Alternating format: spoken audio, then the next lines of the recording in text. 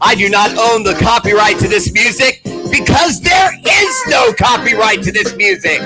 Ha ha! And now it's that time again for the best damn opening in Facebook Live history. And YouTube too, but I just got here.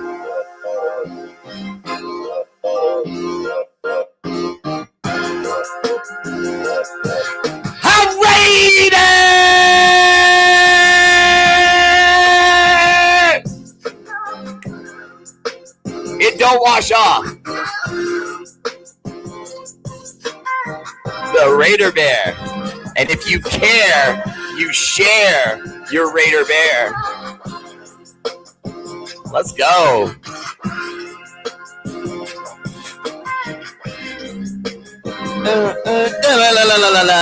That's enough of that. What's up, everybody? Welcome to the show, R8RBEAR, R8RBEAR family page. And before I go further, please consider a subscription. And on YouTube, just do it. No, just do it. Do it right now. Deathly serious. Make my mean face. All right. What's up, everybody? Welcome to the show. Appreciate you all tuning in. I see everybody filing in real quick.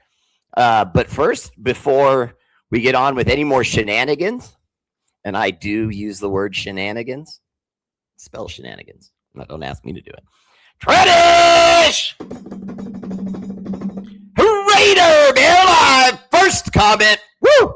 MVP tonight goes to. Gotta clear my throat for this one. Oof! Oof! What are you doing up here in the gold medal? Essay! Big Dog! Mikandal, what's up, homie? Winning the gold medal tonight. I don't have dogs in my gold medal. What are you doing? Second place, my silver medal goes to last night's gold medal winner. No, not Casey Stannard. Go sit down, Casey. She's on my list right now, okay? She's been bouncing on my pickle annoyance. Bob Stannard, who made an incredible sign for me for this show, but it's so big I can't put it here, so I have it over here. I'll get that on camera eventually, Bob. I mean, I have shown it to people, but I haven't had it behind me. Third place, my bronze medal goes to John the Lion. Leon, always dropping L's but never taking losses. My guy, John the Lion. Leon, what's up, brother? Welcome to the show. What are you doing lounging around in the bronze? I know, I posted my show at a weird time the other day. I mean, look at Mark Vargas. He's way down here in the basement. My heavyweight champion, no less. That 5-emoji making son of a gun. What are you doing now? All right. On to Facebook. Oh. Ooh, wow. We have a different medal round tonight in Facebook. Here we go. Your gold medalist. Number 1, numero uno, el jefe. Jim Garrison.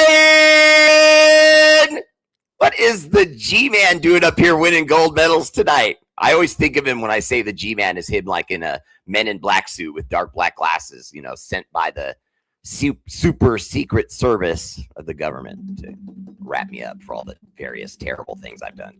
Oh, there's a few. Second place, my silver medal goes to, wait a minute, Steven and Mrs. Shaw. Whenever you guys hear this, that is for stars contributed to the show. We really appreciate it because it helps us do things around this studio, including paying for apps and programs, etc., cameras, microphones, and so on. Third place, my bronze medal goes to my good friend, Chris Strong. Tell him, Chris. Bear. Wait, I got to put it up. Bear. What's up, brother? Welcome to the show. Always there for Raider Bear. Oh, okay. Honorable mention to my twin brother, Jerome Coleman, and his son. What's up, brother? Welcome to the show. It's been too long. Chico Cantu. What's up, man? Welcome to the show. You know, I'm not lying when I tell you I had two good friends when I was in high school named Chico, and they were both dope people. That name, it's got like a mythos to it. You know what I mean? You just end up being kind of cool. You know, chill. Troy Gill, 2619. How you doing, man? Welcome to the show. Kevin Kahu Hano, and his queen, Honey. Hi, guys. Say hi to the boys. All right. Tim Leonard, what's up? Welcome to the show, brother. I see you. Handsome Joe Holman in the house. It's my guy right there.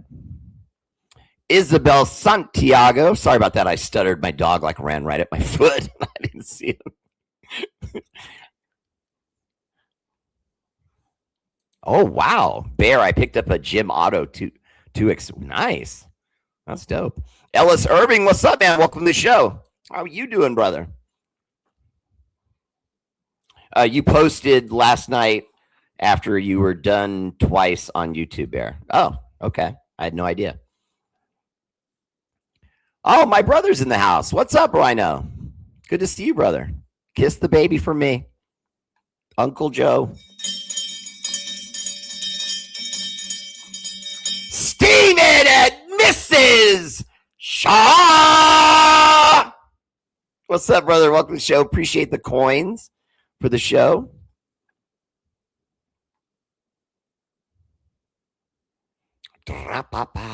Okay, so let me go ahead and bring up my lists and stuff.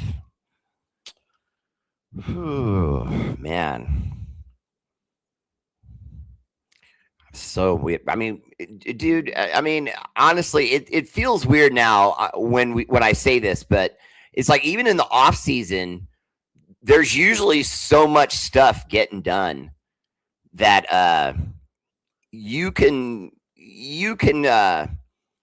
keep going. You know, if you have a Raiders show or any football team show and the off season starts, I mean, to me, I've said it often, there is no off season. There's so much stuff that goes on that there's just always something to report on. Okay, so let me go like that. Click right there. Arnie Garza, what's up, brother? Welcome to the show. Appreciate the salute. Arnie, I didn't see the combine with the wide receivers today.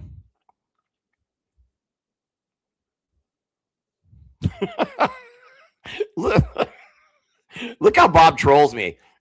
Okay, I invite the guy to my house, puts his feet under my table, breaks bread, and what's he do? Kicks me in my bowling balls. Braves beat the Athletics today 5-1. Yeah, well, my Athletics won the other day, okay? And you guys cheat. You have like so many guys that can play. Chiku Cantu, thank you. Shout out. Glad you are back on show. Did you catch Mendoza? I did not. Was he interviewed today? Tim Leonard, appreciate the love. Hi, Mrs. Leonard. Hi, guys. Today was one of the unusually busier days for me, Chico. I apologize to you and Arnie. I did not see the combine today. But like I made up for my other viewer last night, and I have this news and information I have to go over with that, then tomorrow night's show, come on back. I'll talk to you about the Hoosier. I'll be able to pull up his video, see what went on, and look at the two different wide receivers. Arnie, I can tell you this, though. The Hoosier wide receivers, if I'm not mistaken, bear with me. The Raider Bear! Okay, sorry. Okay, so I would say to you that either one of those, either one or the other, will probably still be on the board when we get to our third round pick. Now, we may see one of them come off the board in the second round, probably mid to late second round. I would probably say late second round. Excuse me, but then it would be after that with our third round pick. If one of those two guys is still on the board, maybe the Raiders look at him, because I do think that wide receiver is something we're going to be looking at. I just don't think it's going to be before the third round. First round will be our quarterback. Second round, we're going to go offensive line or defensive line. Pretty sure we're going to go offensive line. Not positive. Pretty sure. Then after the offensive line pick, we go into the third. And remember, it's a high third round pick. We have a high first round pick, obviously at number 1. We have a high number 2 pick where we pick like first or second in the second round. Or was it third or fourth? I know it's in the top 5. So in the second round, we pick in like the top 5.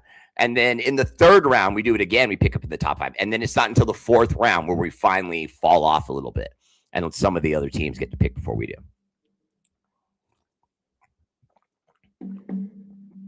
Oh, okay. Yeah. Mendoza's pro day highlights. Now, no, I'm not going to tell you that I saw all that. All I know is that from what I understand, listening to it on the radio, did he have a ball hit the ground? I thought he played pretty well.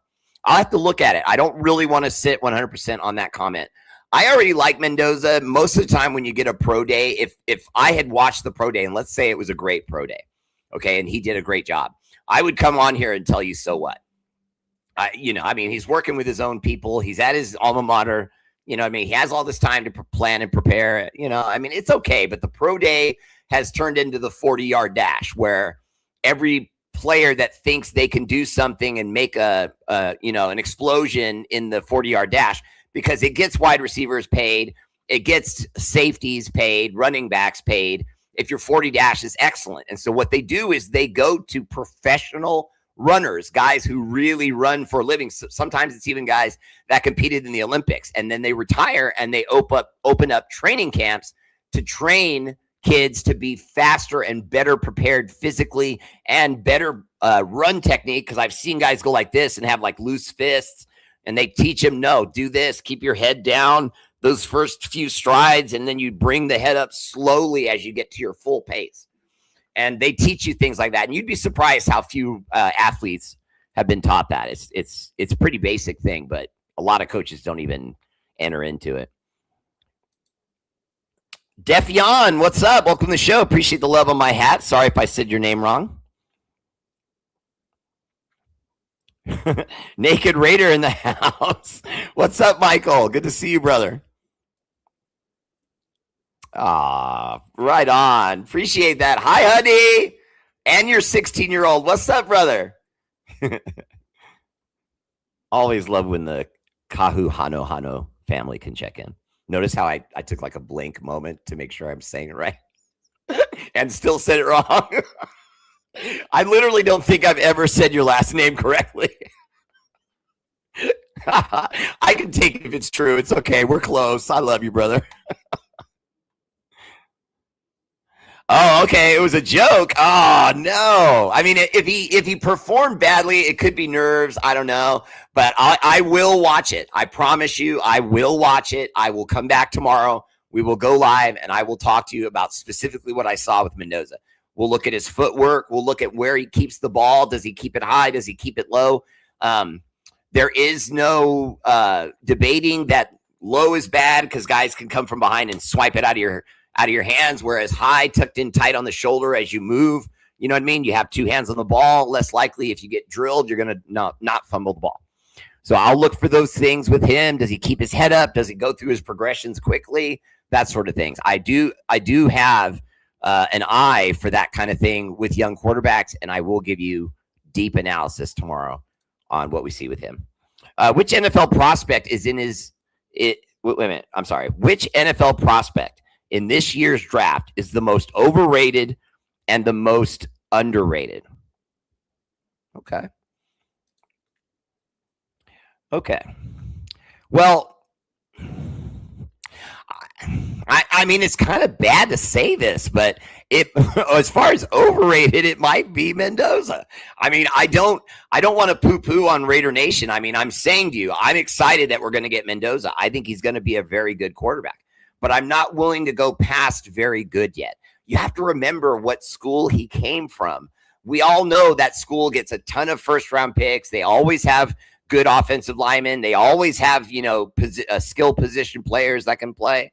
So you're basically putting Mendoza in a college system, putting 4 to 5 all-stars around him and then giving him enough time to do almost whatever he wants with the ball. So I would say most overrated. I might even go with him because we're obviously going to pick him first. So the rest of the league is going to say we're crazy. We could have got him, blah, blah, blah, whatever the case may be. But I think that's a given because I don't think he's going to come right out of the gate with us and be this unstoppable quarterback. Does that happen? Sure. But I don't see that with him. I don't. And remember, I didn't see the pro day, so I'm not going off that. I'm just simply saying young kids don't usually show up to the NFL and just start wondering, doing wonders with the ball. Most underrated. I do have a pretty good one for you at most underrated. I really like, I was going to bring him up later, but I'll do it now. Where did he go? It was that kid Zion. I really like him. I think I lost him. Where am I at? Oh, that's because I'm in wide receivers. Hold on. Okay, and then, where'd he go? I had him right here. I'm very sorry. 10 seconds. That's all I'm giving myself is 10 seconds. Okay. Zion Young, edge rusher, Missouri. 6'6", 260 pounds. Now, at 6'6", 260, he's already built to play right now. But at 6'6", he could put on another 20 pounds and still be lightning fast. That would be scary. 6'6", somewhere close to 280, he would murder guys. And he would be less blockable because judging from his frame right now at 6'6", 262, he probably is really nice.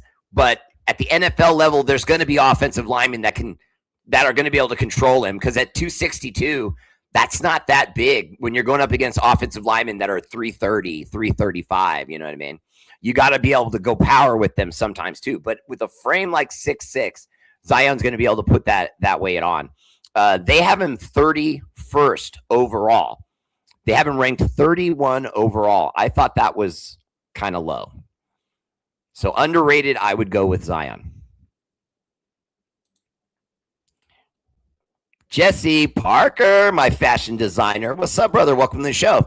Okay, Jesse, you wanted me to get back with you about what was going on with the succession plan. It was finished yesterday. They didn't really go too much into who gets what, blah, blah, blah. It's Mark Davis's team. But I'm saying this out loud before the story hits. I think that Egan Durbin is going to buy enough stock that he puts himself ahead of everyone except Mark Davis.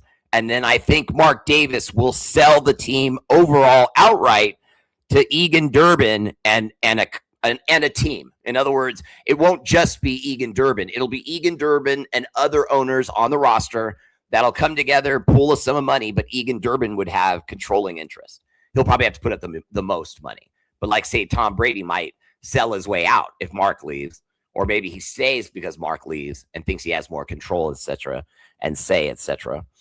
So there's that. Egan Durbin is worth $2.5 billion. And he worked with Silver Lake. He's the CEO of Silver Lake.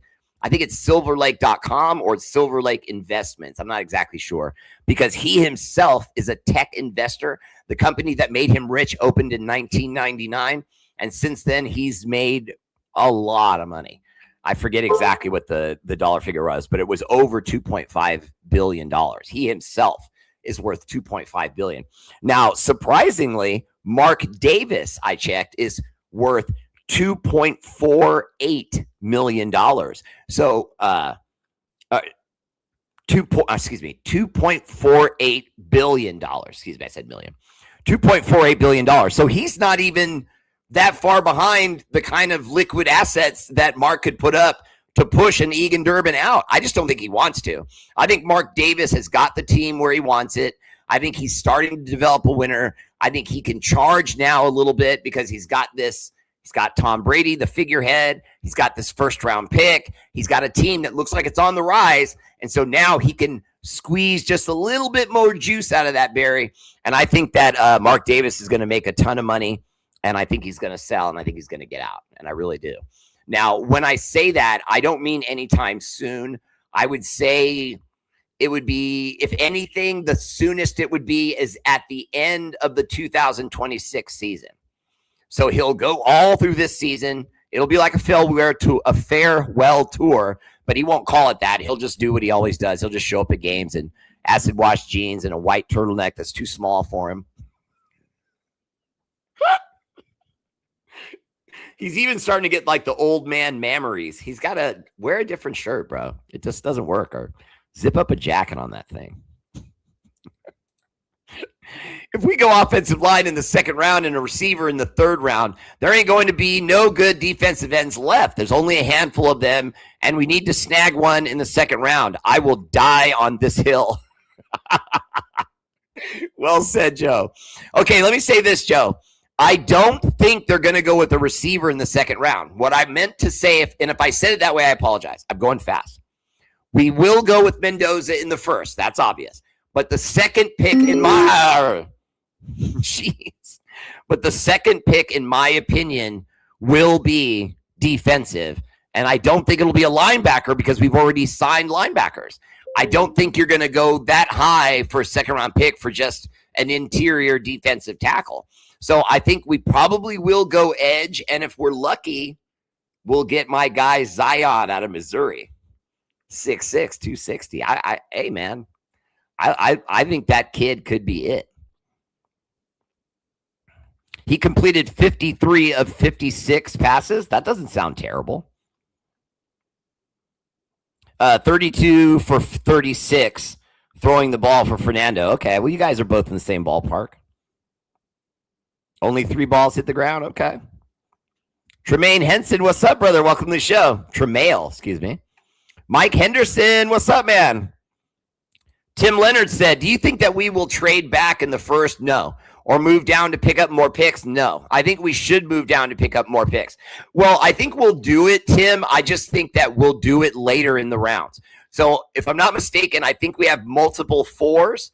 And so I think by the time we go through first, second, third, fourth, if I remember correctly, it'll probably be somewhere in the 4th or 5th round that we start to come back down a little bit, stockpile a handful of picks, nothing serious, but we'll stockpile a handful of picks, but it'll probably be late round guys. Jeremy McCrary, what's up, brother? Welcome to the show. I'm doing pretty good, man. Doing pretty good. It looked like any other pro day. Raiders first downs, I appreciate that because I'll be honest with you, everyone's giving me kind of differing opinions, but I figured it would just be average, you know what I mean? Nothing good, nothing bad, just sort of, blah. You want to keep it kind of vanilla because you don't want to give the analysts on draft day any new ammunition. You don't want to give guys in their war room any new ammunition to downrate him. I mean, what if, for example, instead of throwing 50 or 40 balls, like my friend Jesse's saying he went 53 of 56, let's say he would have went 65 out of 74. Okay, I'm just throwing a number out of there. But obviously that would be much more throws. What if he had started sweating and looked tired? They'd start talking about his cardio. What if he started missing guys long? They'd start talking about his ability to place the ball. And so, see, to me, I would rather hear what you just said, that he went out there, he had his pro day, and it was just sort of, on a scale of 1 to 10, a 5.5, 6. Because even if it was less than that, so what? We already know what he is. Do not get caught up as fans in this part of the year where we start to see them run around in underwear and spandex at a combine, and we think that all of that now changes something about that person that we didn't see on all the film during college games. It doesn't change. The same guy in those games is the same guy that's coming to the combine.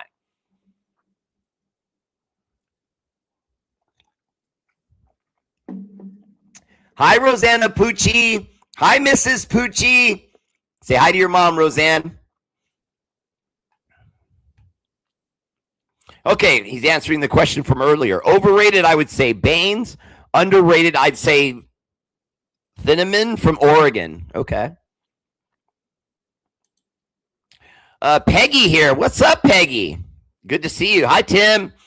My hubby said I could tell you again, I was trained as a combat medic in the military, and I had to put 3 stitches in his hand because he shattered the glass.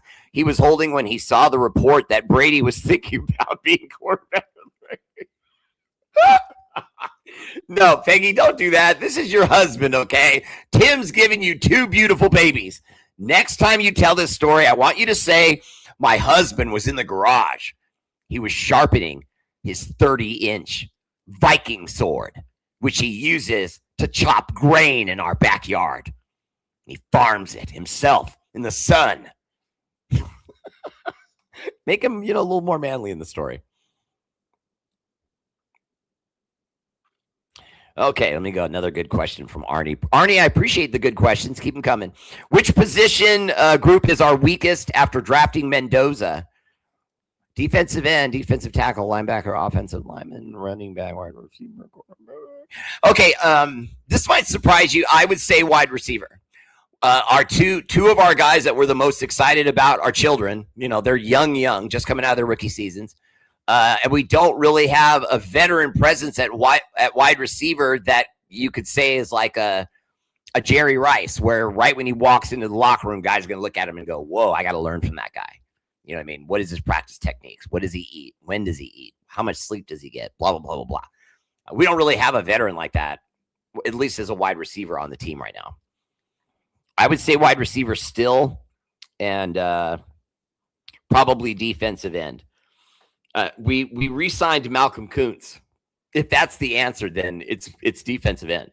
Because even though I love Max, we have to remember he's coming off a knee surgery and he's rehabilitating. Now, even though we all think he's going to be great, what if he has a setback? What if the knee pops again? There's all sorts of things that could happen there. And when you go away from him at defensive end, the list drops drastically from his talent level. Victor Remy said, is it true that we signed Von Miller? Did you hear anything about this? I don't think it's true. I'm pretty sure he already signed with another team.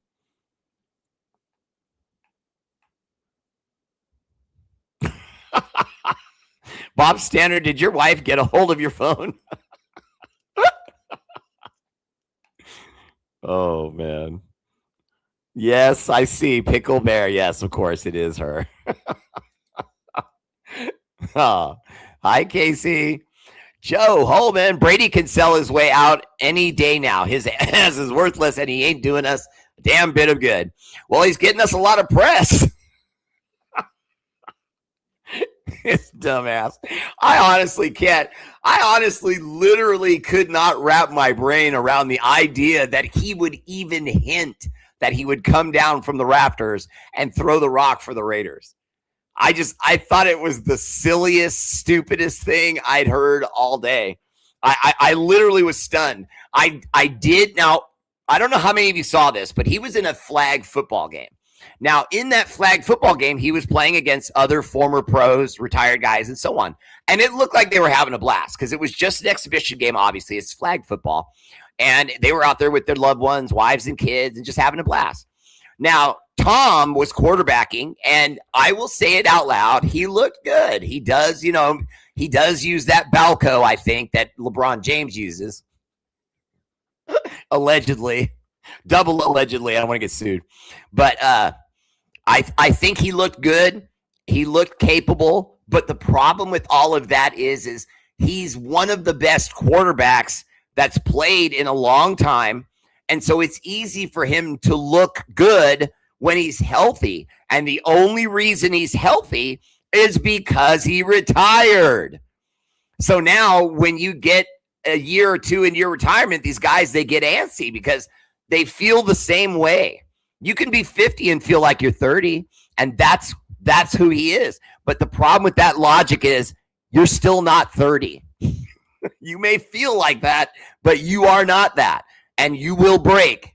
And throughout the season, he'll, struggle. And we all saw it. I've never seen it talked about so much with a quarterback. But we all know when a quarterback starts to get in those elder years and he starts to slow down in his processes and he can't effectively play the game at the speed everyone else is playing it, suddenly now you see their eyes come down. They start looking at defensive linemen because they don't want to get hit. And now they're not looking at their teammates to throw the ball. They're just trying not to get drilled. Tom was doing that in his last 2 or 3 seasons. He was starting to look to throw at a guy and then would see the rush and would go, whoop, and he would just swallow it. Now, don't get me wrong. It wasn't like he did it so much that it was an epidemic. I mean, he was still very good, but he's been removed now for a while. He's going to be slower. He's not going to be as athletic. He's going to get hit. And then what do we have behind him? Mendoza thrown in an emergency. And how does that make Mendoza feel? You're telling him for months now he's going to be the guy, only to have the Ken doll upstairs come down and say, hold my beer. Come on, man. Mark is going to stick around until 2029 Super Bowl. More money coming. Raider first downs. I'm going to disagree with you only because I just don't think Mark has it in him. I just don't. I don't think he wants this like his dad did. I don't think that this matters to him as much as his dad did. I don't think he wants this. I really don't. I don't think he wants this. I think if someone blows his socks off with a deal, he's going to take it. And it's going to be a lot of money. And what you're saying is right. Maybe down the road in 3-5 years, it'll be worth a lot more. But I mean, you could say that about any franchise. You know, if you're already going to make, you know, X amount of billions of dollars, what does it matter if you get a few $100 million more on top of that? You're not going to spend any of that before you die. You're going to buy a few boats and cars and homes and stuff like that. And he's going to get old and he's going to pass on. I mean, Mark Davis is not exactly young. You know what I mean? You're talking about maybe 20 more years where he can really legitimately be physically active and travel around the world and stuff like that. And, you know, I would sell now. If I was him, I would sell now. You know what I mean? The money's there. You did your dad proud by at least trying to stay on with the franchise. Because I always thought he was going to sell. Way back when Al died and we were still in those last 2 years in Oakland with John Gruden, I thought he was going to leave it. I thought he was going to get us into Vegas and then walk away. And see, so I was wrong there. I was wrong there. I thought that the NFL was going to give him, Mark Davis, enough rope to hang himself. You know what I mean? And in effect, that's what's been happening. The NFL's plan was working. The NFL wanted to push him out when he started to struggle and owed Bank of America a ton of money from all those loans Bank of America did for him. Because remember, Sheldon Adelson, the super rich guy in Vegas, was going to be a part owner with Mark Davis, an investor. And then Mark Davis told him he couldn't be an owner. And he went, what? And the rich guy went crazy. And then the NFL publicly came out and said, we told Mark Davis, we don't want you that beholden to a Vegas, for lack of a better term, gangster, you know? And you know, and don't get me wrong, when I say gangster, I'm not talking about like he pulls guns and kills people. I just mean like a money mogul, you know? And the NFL doesn't want a guy that's around gambling and betting and that kind of billions to be that into the NFL, because then the NFL's ability to project their image as a sport that, you know, doesn't allow itself to get fixed would be called into question. Yeah, this is a deep draft, Kevin, for wide receivers. I'm actually excited. I think we can do some things. Pete V24, Spencer Burford, thoughts? Will he start? Here we go here. 6'4", 300-pound offensive lineman joins the Well, I mean, he spent the first 4 years of his career with the Niners. I like the fact that we're bringing a guy with experience, and moreover, I think it's kind of a after our new center. I think and the left tackle. I think everyone's job is up for potential reassignment and evaluation. They're going to have to go out there and win their jobs again. Everyone on the offensive line. Now, JPJ will be given a little bit of slack because he has a high contract. So they'll give him a lot of opportunities. But some of these other guys like Rodgers that we brought in, he'll have to work. He'll have to really work hard. Jolene Counts, what's up? Welcome to the show. Appreciate the hello.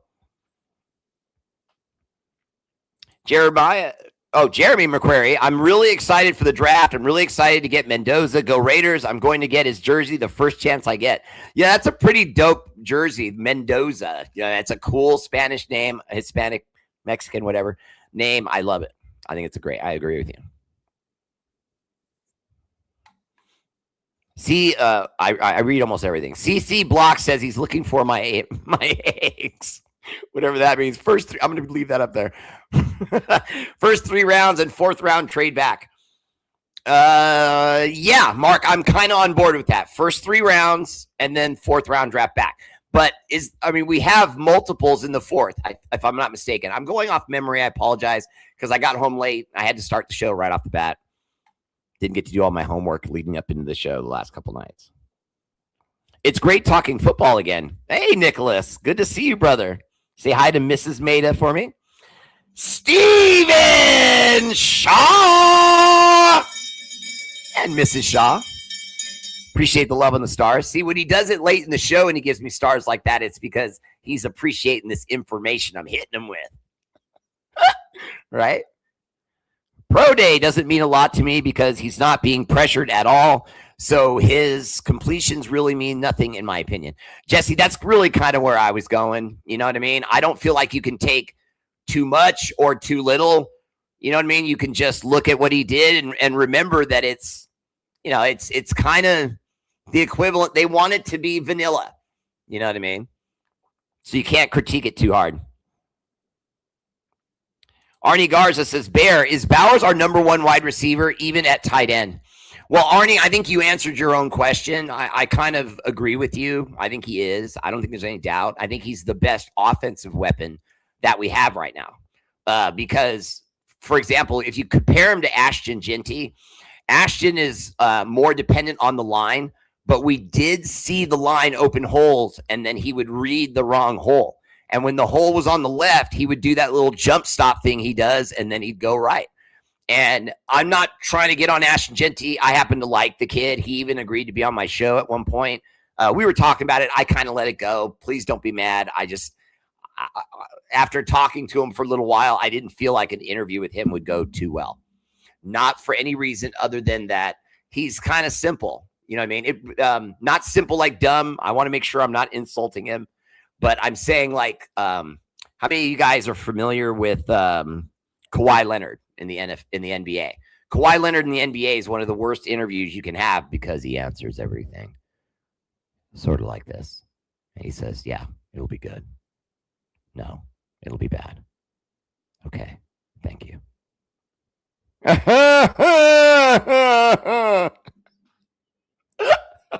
I worked on his laugh for an hour. I really did. Von Miller was an April Fool's. Yeah, I would have guessed. But Arnie, yeah, it's Bowers by a lot.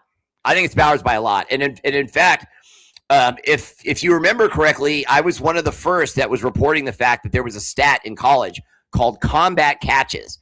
And Michael Mayer led all college players at all positions offensively at combat catches, where he had more catches where defensive backs, linebackers, etc., were slapping at his arms, running in at him, jumping for the ball with him, trying to prevent him from catching the ball, being physical with him. Thus the name combat catch.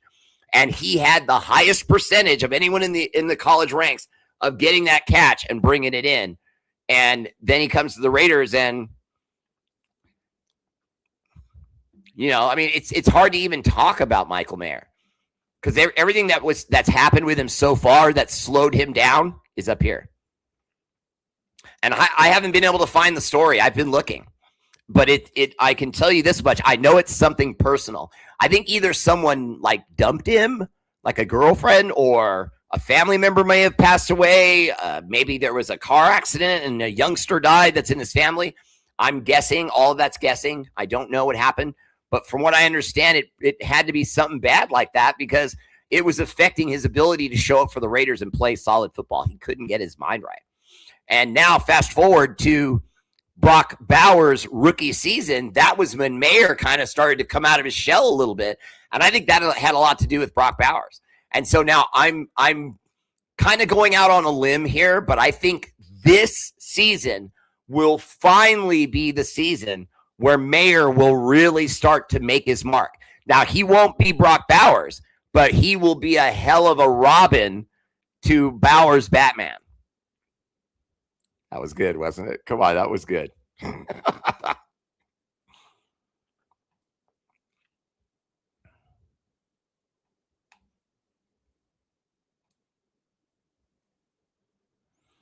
Okay, let's see. William DeVille, what's up, man? Welcome to the show. Chico, you have a great night too, brother.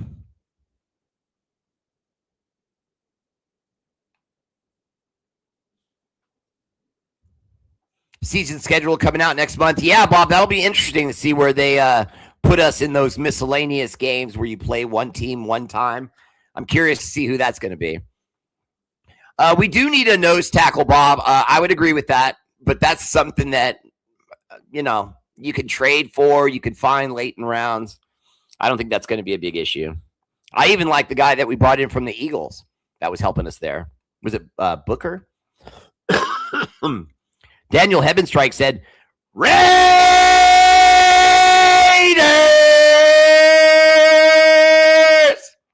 Woo!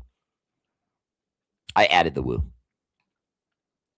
No, Troy Gill, we're not done with making moves. In fact, I'm pretty positive we're going to make more moves.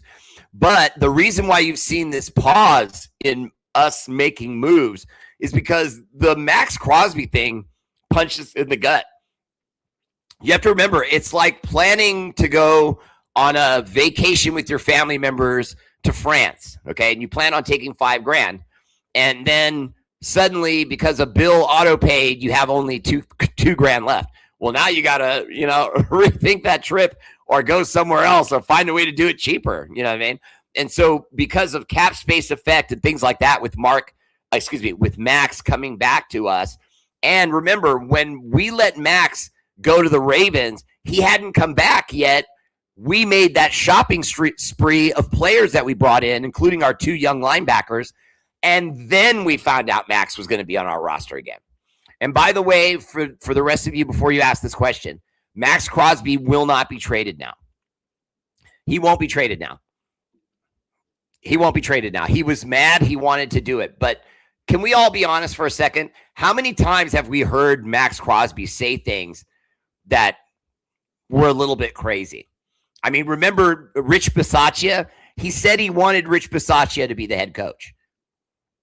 He went out on a limb. You don't make comments like that. You can make comments like that, but not with the press, not on television, not with the news media. You can't do that because the moment you do that, it's like a declaration. You're one of the star players, Max Crosby. So if you say, hey, I want this offensive line coach to come back, well, then the team's going to consider it because you said that. But meanwhile, he said some things to me that made no sense. Rich Bisaccia. I mean, come on. I know there's at least 1 or 2 Raiders fans who are watching me right now who thought we should have went with Rich Bisaccia, and I'm telling you right now, we should not have went with Rich Bisaccia. Even Rich Bisaccia said they shouldn't have gone with Rich Bisaccia. Okay, he had no experience as an NFL head coach. He had no experience as an NCAA head coach. No. He's a rah-rah guy that everybody loves, including me. I thought Rich Bisaccia was a genius with special teams. And there's nothing wrong with that. He's a fantastic special teams coach. And you notice because every team he goes to, both before us and after, they're good. Their special teams are good. They're not always the best in the league or anything, but they're always good. Rich Bisaccia does not field a bad special teams.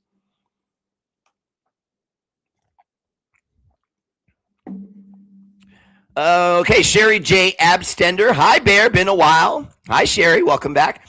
I'm hoping late, but did you hear Brian Greasy was working with Mendoza on the Raiders offense? Yes, and that is because he knows Gary. I was about to say Gary Kubiak. He knows our coach Kubiak, and he knows his offense that he runs. Now, some people will ask when I say that, well, wait a minute. How can you know what offense he runs? There's hundreds of plays. Well, it's still a type of offense, though. And the type of offense, Brian Greasy knows well. And so he will be able to walk him through what we're going to run. So he'll have a better understanding of how it works right when he comes in the front door. And I can tell you one part of it. It's the ability to take 2 plays into every huddle, minimum 2 plays. Sometimes it's more, depending on the quarterback and their experience.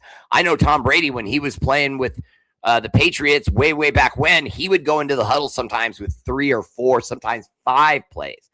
And he could break huddle, look at everything, and then go, okay, we're running Z, 28 right, Z28 right, and the whole team would know what they're running.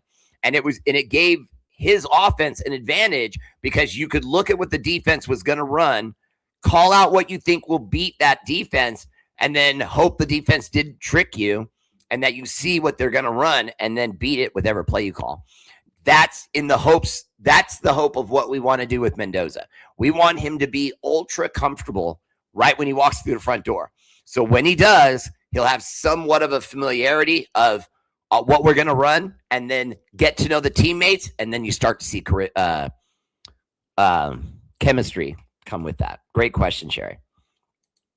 I don't have to make my hubby sound manly. He's very man, and it wasn't a whippy wine glass.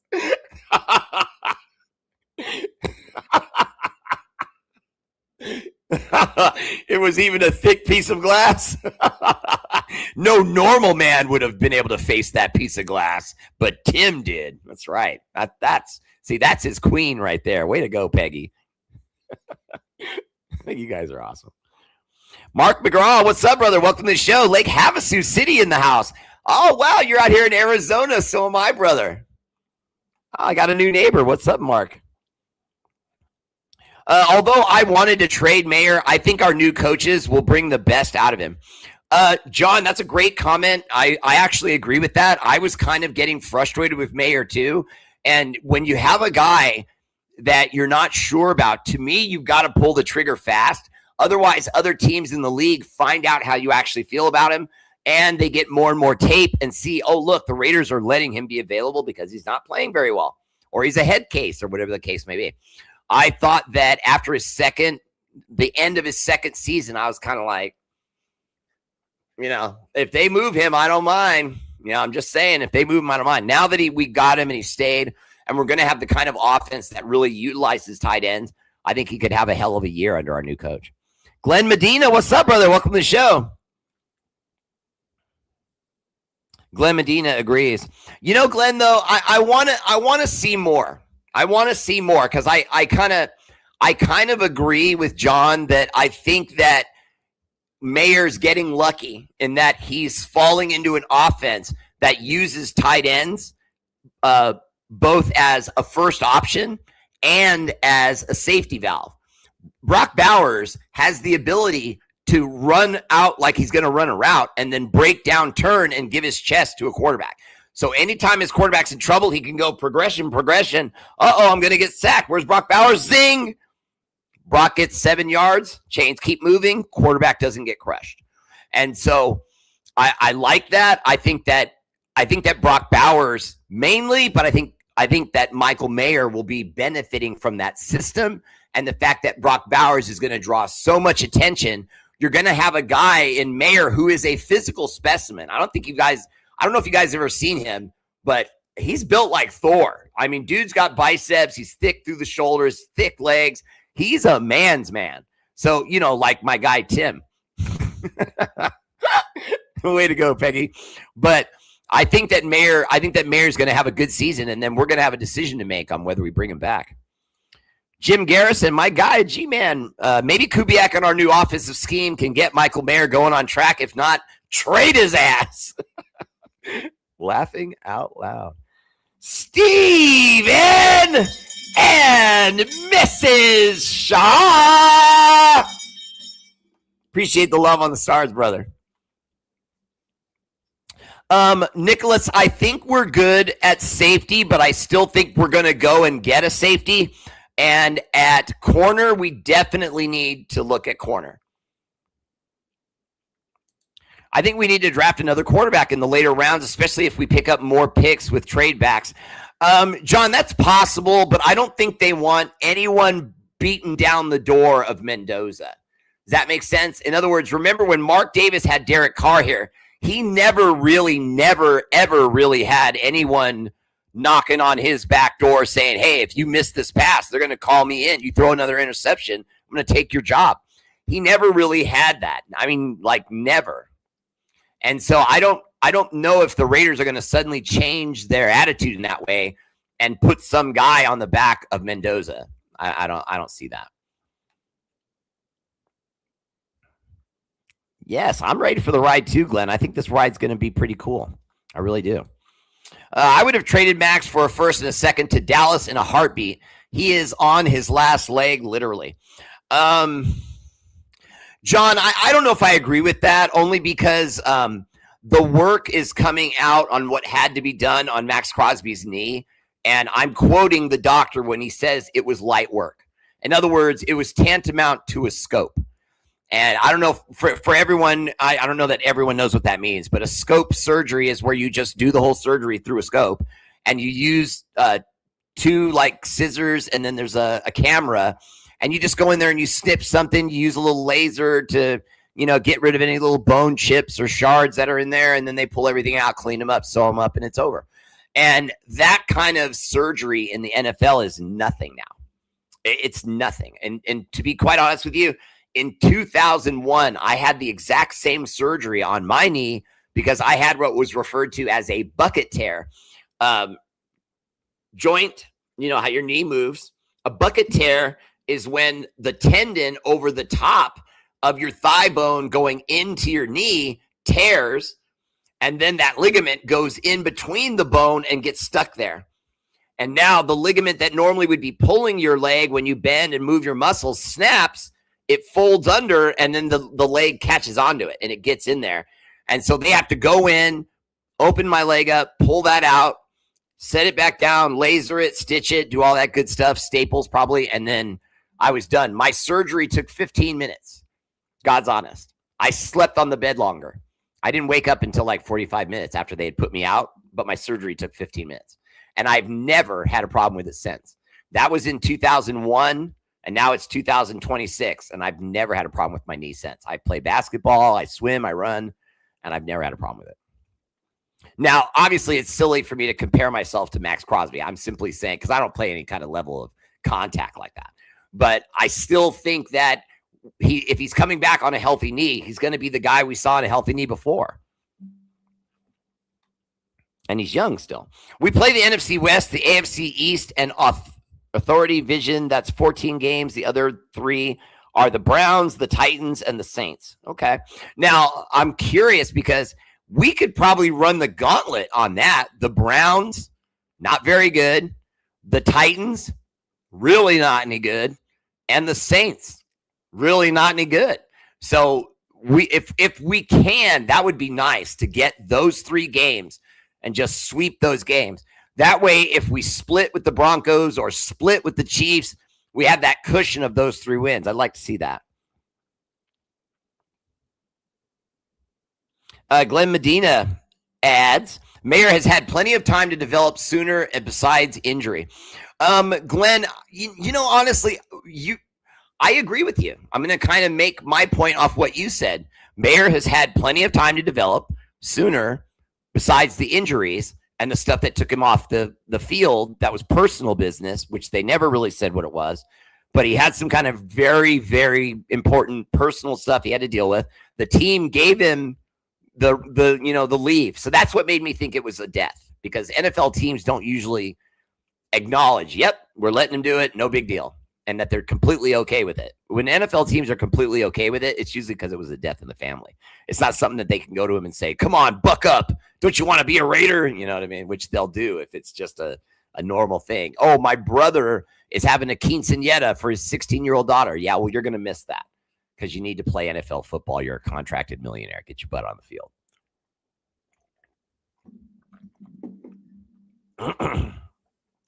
Glenn, again, I would say I agree with you. We do need a number 1 receiver, but I don't know that we can't fill that hole.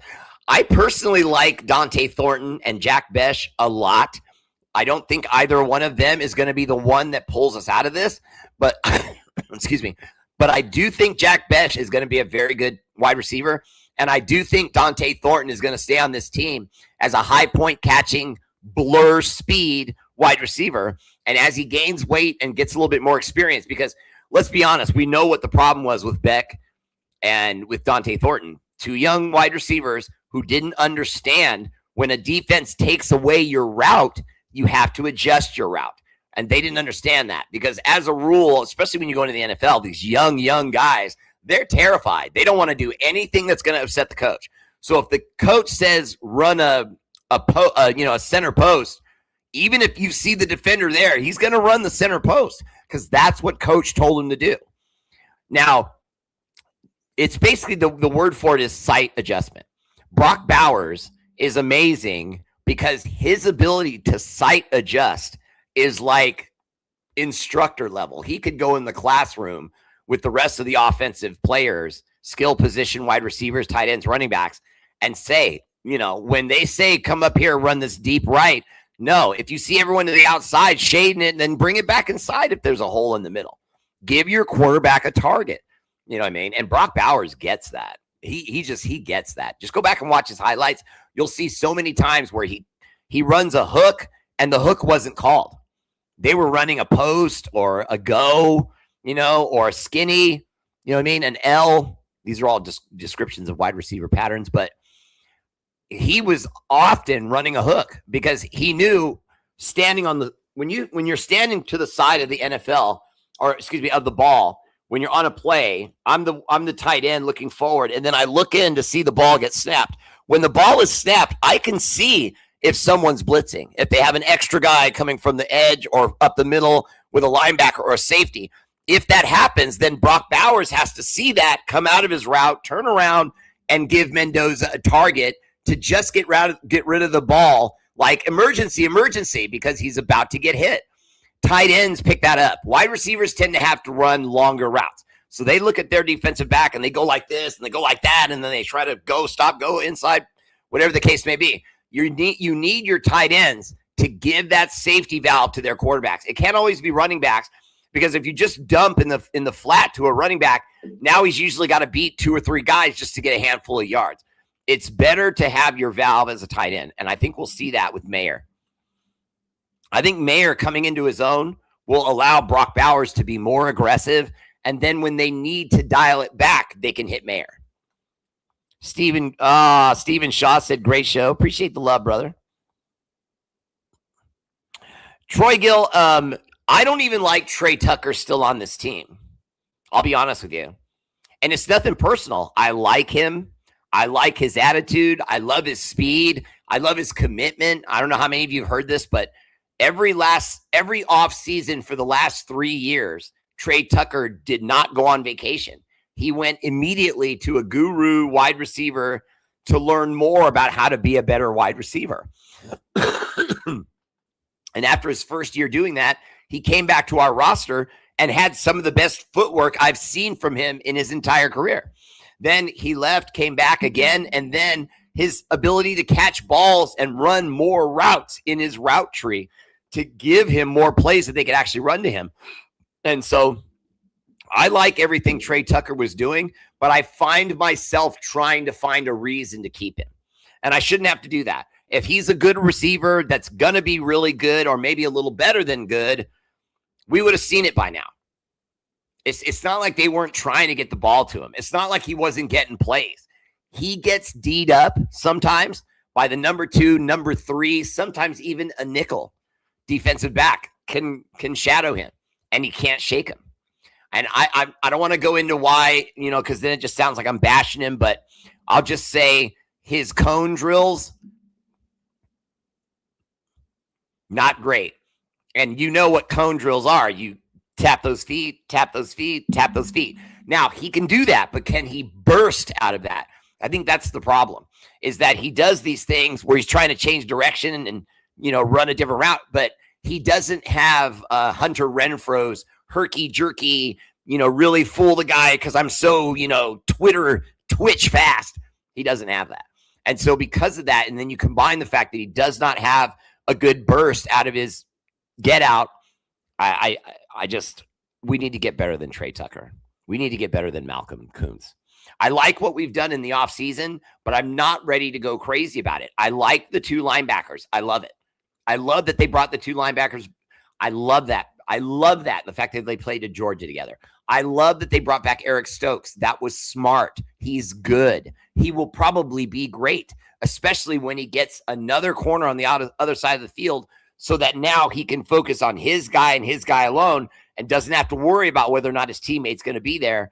He's going to be right here locked in. He might be one of the better corners we've had since Nnamdi Asomugha. I really like Stokes. Question: which is the most important P for success? Playmakers, play caller, protective offensive line. Okay. I would say protective offensive line, because if you don't have a good offensive line, you can't win football games. It's just that simple. It doesn't matter how many wide receivers you have. It doesn't matter how good your plays are or how good you are at calling them. If you can't keep your quarterback clean and give your running back holes, you can't win at football. That's why we had such a bad season last year. We had a quarterback that we could not protect. And when we did, he made bad decisions. And the running back couldn't see holes sometimes. Just saying. I love Ashton Genty. I think he's going to be way better. I think he's going to be really good. I think it's unfair what we put on these players sometimes, that they have to be superstars right out of the gate. It was never like that in the past. We used to always draft guys and then give them at least 3 or 4 years before we'd say, okay, I don't know if that guy is the right guy. Like with Trey Tucker, like with Malcolm Kuntz. Although we obviously already know about Malcolm Kuntz. How could you get rid of Arden Key so fast, yet be fooled by Malcolm Kuntz when they're in effect the same guy? Can we please get better than Malcolm Kuntz? Please, just someone help me. Bowers is our number one, needs to play the X, Y, and Z positions. Let Mayer be our regular tight end position, true or false? No, true. That's Arnie. We're right here. Completely agree. Well said. It's my guy right there. What's up, Shane? Welcome to the show. Bear, I'm sure that you had addressed this already. That's all right. But Kubiak said he thought about bringing in a veteran quarterback. Who do you think that would be at this point? Well, the pickings aren't very good. You've got Aaron Rodgers, potentially. Kirk Cousins, although I think Kirk Cousins may have signed somewhere. Kyler Murray is already gone. I'm looking at the list. Tyrod Taylor, not good enough. Zach Wilson, I'm not completely against that. Joe Flacco. I made jokes about Joe Flacco being too old, but I'll be honest with you. I wouldn't mind Joe Flacco. I wouldn't mind him. I know that people say, oh, he's so slow, he can't move in the pocket anymore. Yeah. That's true. But he's got a great arm. He's got great vision. He throws one of the best deep balls of any quarterback to this day. His deep ball accuracy is spot on, like Italian cream sauce, and just as tasty.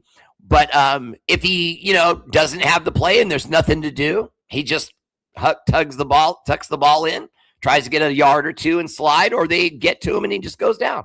You know what I mean? But he doesn't get hurt because he knows how to go down. He knows how to not take their maximum damage, and he's accurate. And most of all, he has veteran smarts and knowledge at the quarterback position. He's not going to make crazy, stupid decisions. And the only reason why I like Zach Wilson, to be quite honest with you, is because he's young. I think that he has something to prove because of what happened with him and the Jets. And I think if you brought him in, if there's anything left in that guy, I think Kubiak's the kind of coach that could find it. Because I don't think it's his arm talent. I think it's all up here and understanding what he's supposed to be running.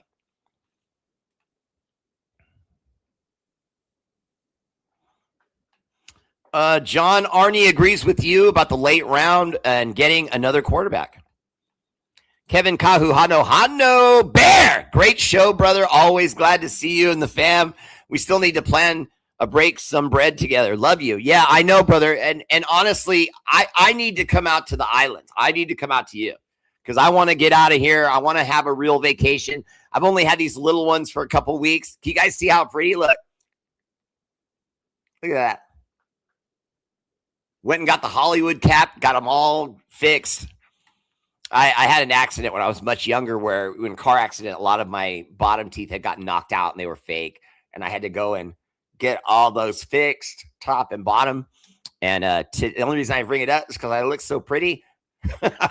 and today, I'm kidding. And today was my last day. Today was my last day of doing checkups and, them checking them out and cleaning them and telling me, yeah, everything's there.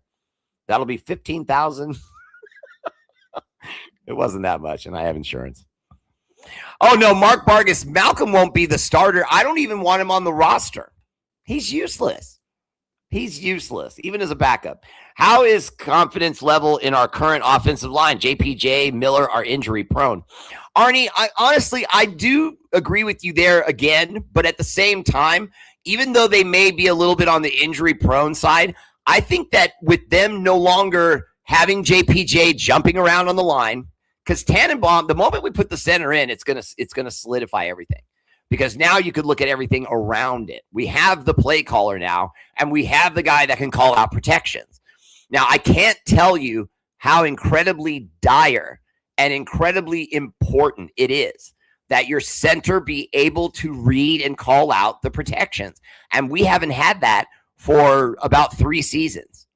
And so now to have not only a guy that can read the progressions and can call out the defense, we have one of the, if not the best in the league, and he's a kid still. So we're getting him in his prime. We're getting our 2 new linebackers in their prime. We're getting Kwity Paye in his prime, although I'm not all sold on Kwity Paye yet. Trust me when I say that. I think he'll be good. I think he'll help us because Max, although Kwity Paye would have been being brought in to help Max, they didn't know that they were doing that. They thought Max was going to be going to the Ravens. Now with Max coming back and Kwity Paye, we finally have that 2 defensive end combination that we've been looking for. Now, can Kwity Paye, though, show up and show and prove? And can Max get past this most recent knee stuff and still be the Max that we know? I'm betting he can. I think Kwity Paye is going to be good. Not great, but good for us. I think he's going to have a few sacks, maybe 3 or 4. That he'll have more than that, I think, but he'll have at least 3 or 4 that will come as a result of Max getting doubled or Max's pressure pushing the quarterback to drift left into Kwity Paye, and then Kwity Paye beats his guy, gets a sack. So I think it's going to be a product of that, but I think that's still a good thing regardless because I just want to win, baby. That's it. I just want to win. Anything other than that's irrelevant. I don't care how we win. I just want to win. I just want to win. I don't know how else to say it. I just want to win. Please, can we just win? I want to win. I want wins.